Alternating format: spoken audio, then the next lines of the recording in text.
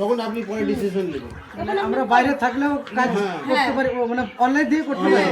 আমরা যে ফুড আমরা যেরকম দেখাবো আপনি সেরকম অনুযায়ী আছে শুদ্ধ আমাদেরকে স্ট্যাম্প মারা। আমরা এখানে একজন না, আমরা কতগুলো যে আছি, আমরা লিডার আর আছি, তার থেকে ঠিক আছে। আমাদের ইউটিউবে দেখেন আপনি না, তো 3 জন আছে, ইউটিউবে দেখেন আমাদের।